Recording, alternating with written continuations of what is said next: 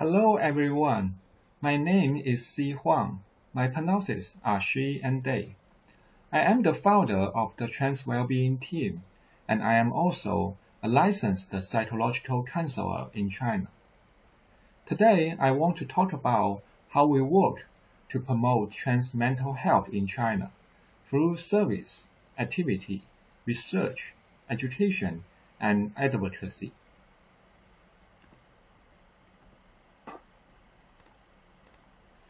In the beginning, let me introduce our team. Trans Wellbeing team was founded in March 2018. By now, we have more than 30 volunteers. We focus on the mental health of transgender and gender nonconforming people in China. Our work includes mental health service, community activity, community empowerment, research, public education, and social advocacy. The vision of our team is to improve the well-being of trans people and promote gender diversity and equality in society. There will be 3 parts in my content. Number 1, situation of trans mental health in China. Number 2, promote trans mental health in China through our work. Number 3, advice on the future of trans mental health in China. Firstly, let's look at the situation of trans mental health in China. Chinese trans people suffer from serious mental health problems. The 2017 Chinese Transgender Population General Survey report shows that within more than 2,000 Chinese trans people, 68% strongly hated their own biological sex characteristics, 62% experienced depression, 73% experienced anxiety, 45% had considered self-harm, 21% had attempted self-harm, 46% had considered suicide, and 13% had attempted suicide. Chinese trans people need to solve these problems. However, they lack access to gender-affirming mental health services. The same report also shows among these Chinese trans people, 76% had not sought out mental health services. The reason is that 38% thought therapy was unlikely to assist. 36% couldn't find a service provider with experience. 34% concerned service provider wouldn't understand transgender, and 31% had economic concerns regarding paying for service. Chinese trans people also need social support to maintain their mental health, but they lack such support. What's worse, they even experience violence. The 2017 report shows within these Chinese trans people who had been come out, 89% couldn't be fully accepted by NATO families. 60% received no support from parents or guardians. 99% experienced domestic violence from NATO family.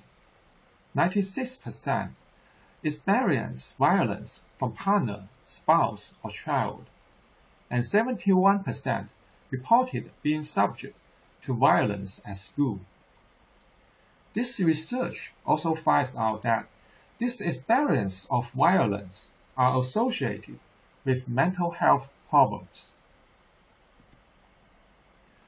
One kind of domestic violence that Chinese trans people would experience is that their parents would force them to receive conversion therapy. The same report shows among these Chinese trans people, 7% have met a psychological counselor who takes transgender as an illness, and 8% have met a psychological counselor who said they can cure transgender. In a TV show called Psychological Interview, broadcasted by China Central Television in 2015, some professionals showed how they provide conversion therapy to a trans woman, but actually they failed. This trans woman received gender-affirming surgery after the TV show. Secondly, I will show you how we promote trans mental health in China through our work. Mental health service. We recruited more than 10 licensed psychological counselors as volunteers. We got trained to become gender-affirming service providers.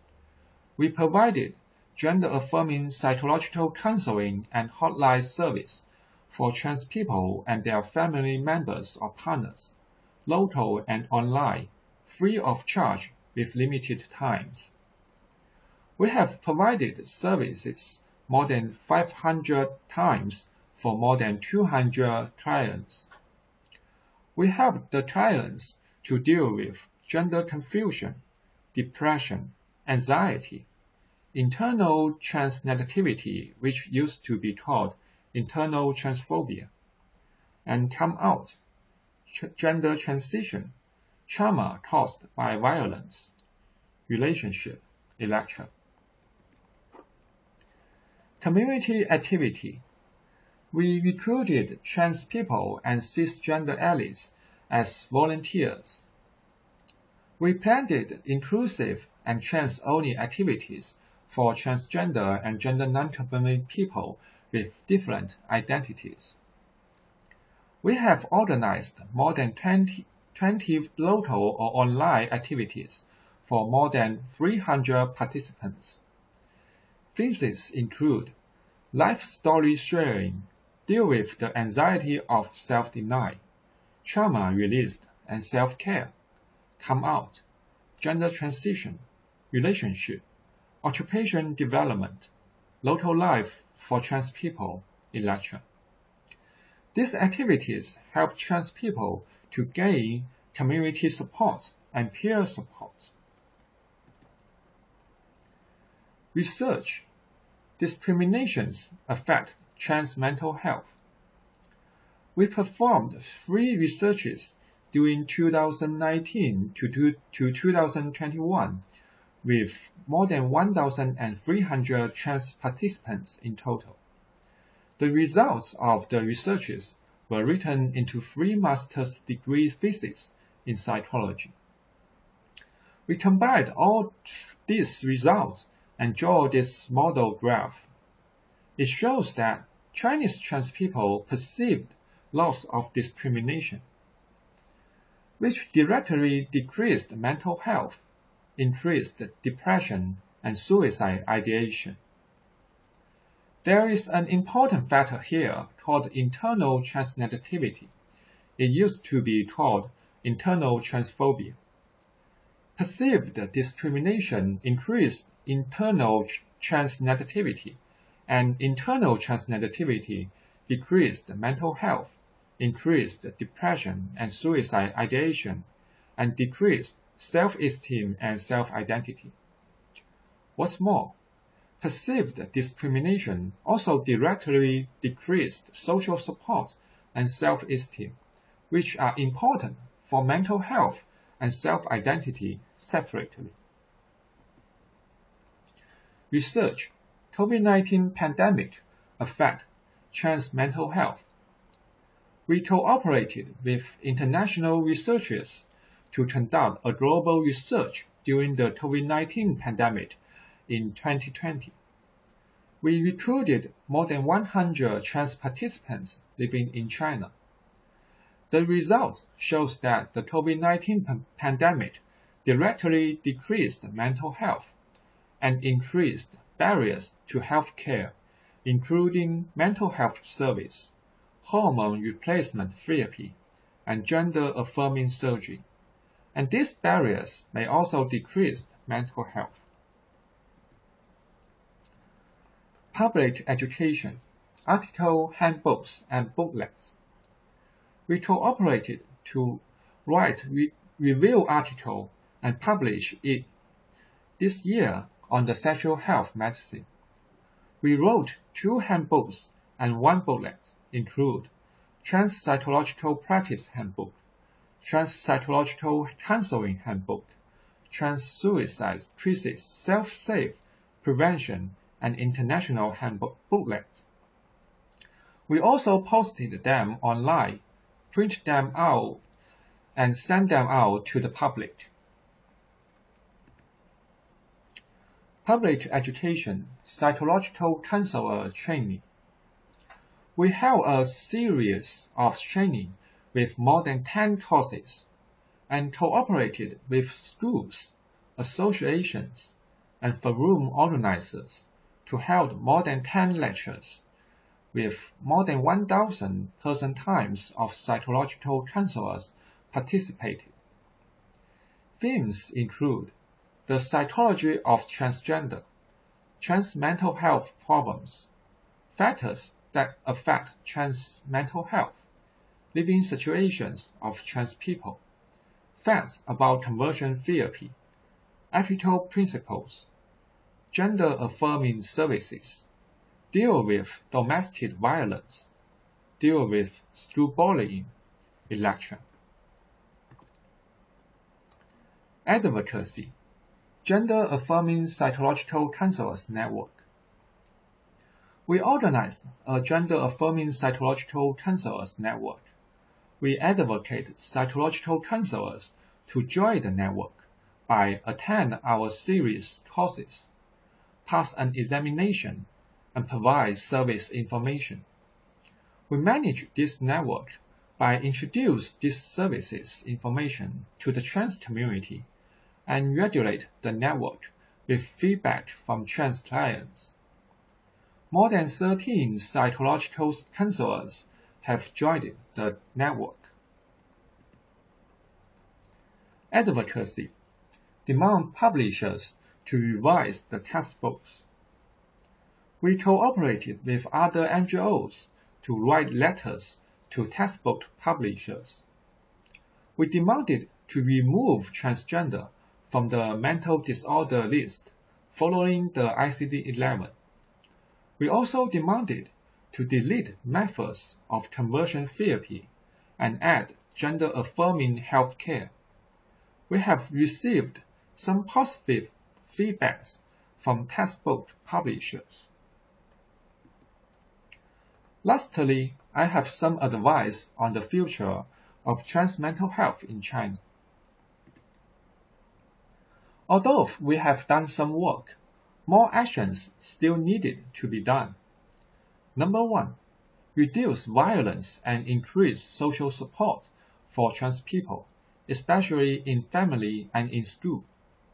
Number 2, train more healthcare service providers to provide gender-affirming services, not only mental health service, but also hormone replacement therapy and gender-affirming surgery, which is also important to maintain the mental health of trans people. Number 3, advocate to ban conversion therapy by law or by regulation. Number 4, advocate the government to improve the regulation of sex reassignment surgery, also known as SRS, including change the diagnosis from transsexualism to gender incongruence following the ICD-11. Delete the permission from family members, which may give the power to family members to force trans people to receive conversion therapy.